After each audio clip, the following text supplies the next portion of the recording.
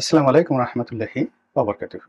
সম্মানিত দর্শক, বাংলাদেশের রাজনীতি এখন কেমন? কোন অবস্থাতে আছে? কে কি রাজনীতি করছেন? এই বিষয়টা নিয়ে আলোচনা করব। আলোচনার শুরুতেই আমার কাছে যেটি মনে হয় সেটি বলে নেই এক কথায়।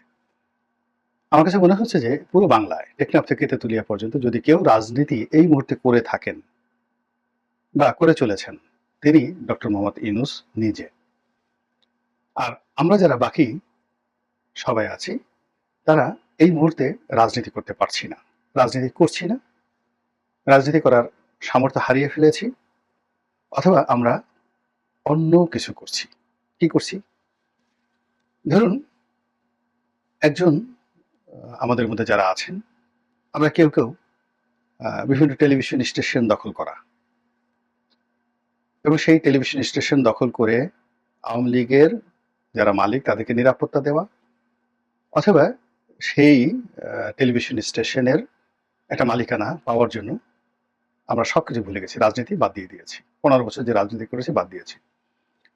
আমরা কোনো বৃহৎ শিল্প গ্রুপ তাদের দালাল হওয়ার জন্য, তাদের প্রোটেকশন দেওয়ার জন্য আমরা ব্যস্ত আছি।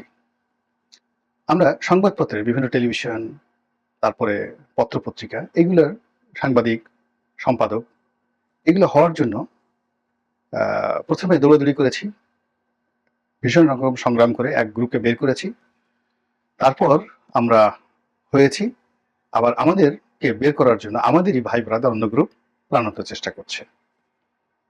কেউ 5 লাখ টাকা বেতন, কেউ 4 লাখ টাকা বেতন, কেউ 2 লাখ টাকা বেতন, কেউ একটা বাড়ি, কেউ একটা ফ্ল্যাটের জন্য আমাদের এইরকম বুদ্ধিভিত্তিক যে জায়গাতে, এটাতে এক ধরনের মহামারী তৈরি হয়ে গেছে। এরপর জায়গা, জমি, শিল্প, কলকারখানা এগুলো দখল করা। তার সঙ্গে সঙ্গে আওয়ামী লীগ নেতাদের অনেক সুন্দর সুন্দর বান্ধবী ছিল, সে সকল বান্ধবীদের দখল নেওয়া, তাদের সাথে তাদের দায়িত্ব নেওয়া এবং তাদের দেখভাল করা এবং তাদের টাকা পয়সা, তাদের হারেমের টাকা পয়সার যোগান দেওয়ার জন্য আমরা একটা গ্রুপ চেষ্টা করছি। আওয়ামী লীগ জমানাতে যে সকল ব্যাংক হয়েছিল, বিমা হয়েছিল, সেই ব্যাংক বিমাগুলো দখল করা, সেই ব্যাংক বিমাগুলো পরিচালনা করা এবং সেগুলো থেকে অর্থ উপার্জন করা, এর জন্য আমরা একটা বিরাট গ্রুপ ব্যস্ত আছি।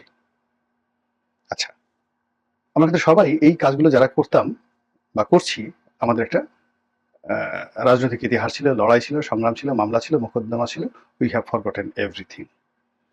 আমাদের মধ্যে যারা সরকারি কর্মকর্তা ছিলেন, তারা এখন কেউ, যাদের চাকরির বয়স আছে, তারা চাকরি অনেকে পেয়ে গেছেন, অনেকে ফেরত পেয়েছেন, অনেকে বেনিফিট ফেরত পেয়েছেন। তারপর অনেকে আবার এগুলোর বাইরে গিয়ে নতুন সমস্যা সৃষ্টি করে নতুন নতুন পদে বিভিন্ন জায়গাতে নিয়োগ বদলি তদবির করে মাসে কোটি টাকা ইনকাম করার জন্য আমাদের একটা বিরাট সিন্ডিকেট আমরা তৈরি করে ফেলেছি। এবং গত 7-8 মাসে আমরা মূলত এইগুলোর বাইরে, এই সেক্টরে আমলা কামলা, অর্থাৎ খুবই যাকে বলে আইন বলেন, আদালত বলেন, বিচার বলেন, সালিশ বলেন, সব জায়গাতে আমরা এই কাজগুলো করে চলেছি। এরপর আমাদের মধ্যে কিছু লোক, আমরা বর্তমান অন্তর্বর্তীকালীন সরকারের সাথে যোগাযোগ রেখে কেউ রাষ্ট্রদূত হওয়ার চেষ্টা করেছি, কেউ কোনো কন্ট্রাক্ট পাওয়ার চেষ্টা করেছি, কেউ কোনো বাস টার্মিনাল পাওয়ার চেষ্টা করেছি, কেউ সিবিআইয়ের কোনো নেতা হওয়ার চেষ্টা করেছি। অনেক উপদেষ্টাদের সাথে সম্পর্ক করে 2-4টে টেন্ডার, 2-4টে নিয়োগ বদলি, নানা রকম চেষ্টা ফন্দি ফিকির আমরা করে যাচ্ছি। ফলে রাজনীতি করার মতো সময় আসলে আমাদের ওই সমস্ত লোকজনের নেই। আমাদের মধ্যে একটা বিরাট অংশ, তৃণমূল পর্যায় থেকে শুরু করে জেলা পর্যায়ে বিশেষত লাখ লাখ লোক, যাদের একসময় কোনো কাজ ছিল না, রুটি রুজি ছিল না, অভাব ছিল, এবং এখন যেটা বলা হয় যে অনেক উপদেষ্টা যারা মেসে থাকতেন, তারপরে পাবলিক বাসে চলতেন, তারা এখন দামি গাড়িতে চড়েন, দামি ঘড়ি পরেন, ভালো খাবার দাবার খান। তো এই কথা আমাদের অনেকের বিরুদ্ধে আরো নিষ্ঠুরভাবে প্রযোজ্য যে আমাদের একটা বিরাট অংশ আমরা পালিয়েছিলাম, গর্তের মধ্যে ছিলাম, ইঁদুরের মতো ছিলাম, আমাদের কোনো মেসে থাকার মতো অবস্থা ছিল না। কিন্তু আমরা এখন এই অল্প সময়ের মধ্যে আওয়ামী লীগের ফেলে যাওয়া মার্সিডিজ গাড়িগুলো আমরা কিনেছি, দখল করেছি, তারপর তাদের শিল্প কলকারখানা দখল করেছি এবং আমাদের তেলে ঝুলে আমাদের অবস্থা টইটুম্বুর এখন। এরপর আমাদের কিছু লোক আমরা রাজনীতি করার চেষ্টা করছি, কিন্তু সেই রাজনীতি ডক্টর মোহাম্মদ ইউনূসের সঙ্গে নয়, জামাতের সঙ্গে নয়, এর 90% আমরা রাজনীতি করছি নিজেদের দলের মধ্যে। অর্থাৎ কে এমপি প্রার্থী হবেন, কে হবেন না, কে মনোনয়ন পাবেন, পাবেন না, কে জেলা সভাপতি সেক্রেটারি হবেন, হবেন না, তারপরে ওর দল বড় না আমার দল বড়, এসব নিয়ে আমরা তদবির, তারপরে এসব নিয়ে আমরা মারামারি, কাটাকাটি, হানাহানি, গুতুগুতি আমরা করেই চলেছি। রক্তক্ষয়ী সংঘর্ষ হচ্ছে, মারামারি হচ্ছে, অনেকের ইহুলীলা ভবলীলা আমরা সাঙ্গ করে দিচ্ছি সারা বাংলাদেশে। এরপর আমরা চাঁদাবাজি, দখলবাজি ইত্যাদি কর্মকাণ্ড করছি। তো এই কর্মকাণ্ডগুলো করে আমাদের রাজনীতি করার সময় আসলে কোথায়? রাজনীতি করার সময় আমরা বলতে গেলে পাচ্ছি না। আমরা শুধুমাত্র এখন রাজনীতি বাদ দিয়ে নির্বাচন করার ক্ষমতায় যাওয়ার যে অভিলাষ, যে ধান্দা, যে চেষ্টা, যে তদবির, ওটা আমরা করছি। এবং এই কাজ করতে গিয়ে আমাদের প্রতিপক্ষ, এই মুহূর্তে একমাত্র প্রতিপক্ষ, রাজনৈতিক অঙ্গনের প্রতিপক্ষ জামাত এবং তার সহযোগী যারা আছেন তারা আমাদেরকে খেলে দিচ্ছেন। এই কারণ হলো আমরা যে কাজগুলো করছি তারা সেই কাজগুলো তুলনামূলকভাবে কম করছেন, আর আঙ্গুল উঁচিয়ে উঁচিয়ে বলছেন যে ওরা এই কাজগুলো করছে। ফলে আমাদের কাপড় চোপড় আসলে ঠিক নেই এখন। সব জায়গাতেই চোখে মুখে ময়লা আবর্জনা লেগে গেছে। অভিযোগের নিরন্তর যে তালিকা, সেই তালিকার সিল ছাপ্পর পড়ে যাচ্ছে আমাদের পোশাক আশাকে।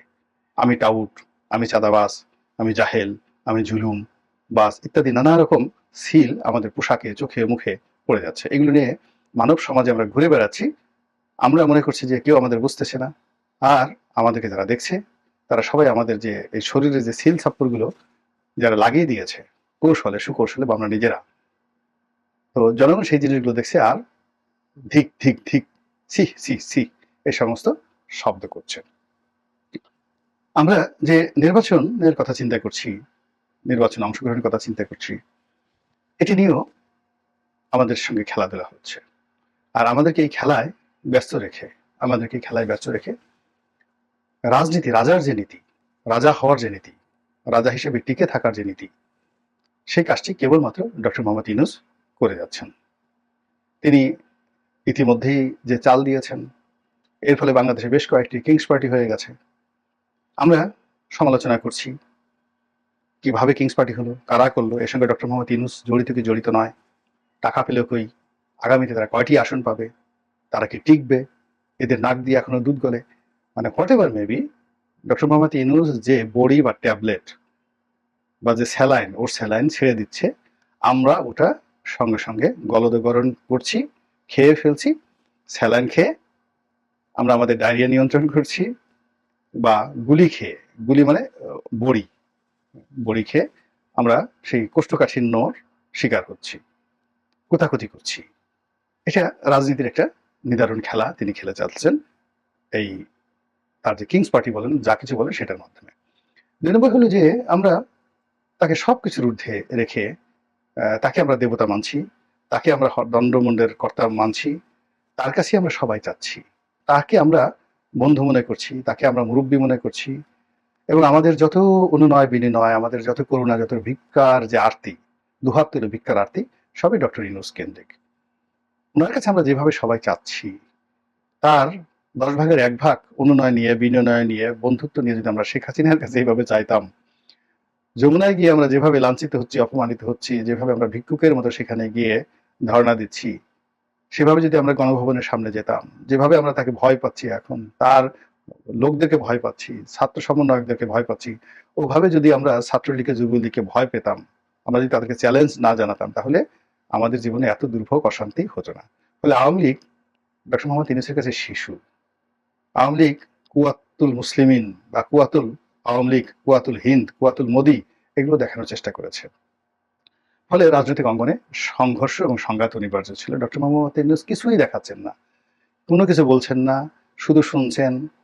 তারপরে যা কিছু বলছেন, এই তার সেই বক্তব্য কি পূবে যাচ্ছে না পশ্চিমে যাচ্ছে, ডিসেম্বরে যাচ্ছে না জুনে যাচ্ছে, হবে কি হবে না, কোনো কিছুই আমরা বুঝতে পারছি না। না বুঝে আমরা চলে আসছি, আর আসার পর আমরা বলছি কেন গেলাম, কি জন্য গেলাম, আর যাবো কি যাবো না, আর যাবো না ইত্যাদি বিষয় নিয়ে যখন কনফিউশন, কয়দিন পর তিনি যখন আবার ডাকছেন, আমরা সদল বলে সবাই দৌড়ে যাচ্ছি। কখনো ইফতার করতে যাচ্ছি, কখনো ঈদের কোলাকুলি করতে যাচ্ছি, কখনো ঐক্যমত্য গঠন করতে যাচ্ছি, কখনো ভারতের বিরুদ্ধে ব্যবস্থা নিতে যাচ্ছি। উনি যখন যে নাটকটা করছেন, যখন যে রাজনীতি করছেন, যখন যে পরিবেশ করছেন, প্রেক্ষাপট করছেন, সিনিয়রি তৈরি করছেন, যে যা কিছু করছেন সবকিছুতেই আমরা রেসপন্ড করছি। ইট মিনস তিনি রাজনীতির পাকা খেলোয়াড়। তিনি খেলছেন আর আমরা দৌড়াচ্ছি।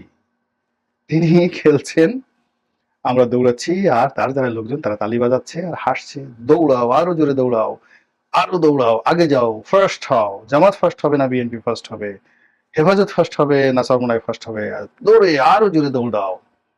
সবাই চেষ্টা করছেন। এটা একটা রাজনীতি। It's art of politics. অনেক আগে সানঝু দ্য আর্ট অফ ওয়ার লিখে গেছেন।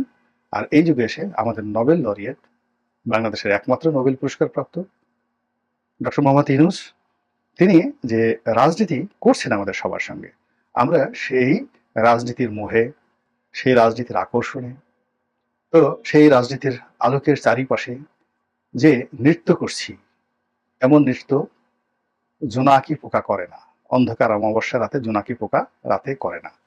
এমন নৃত্য মোমবাতি জ্বালালে তার চারিদিকে উই পোকা করে না।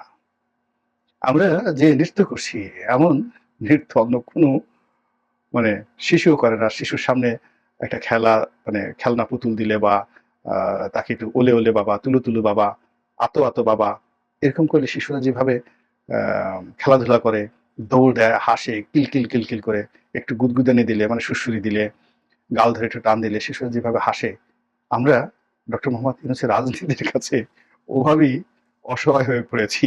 ওভাবেই আমরা রেসপন্ড করছি। আল্লাহ আমাদের সবাইকে হেদায়েত দান করুন এবং হেফাজত করুন। আসসালামু আলাইকুম ওয়া রাহমাতুল্লাহি ওয়া বারাকাতুহু।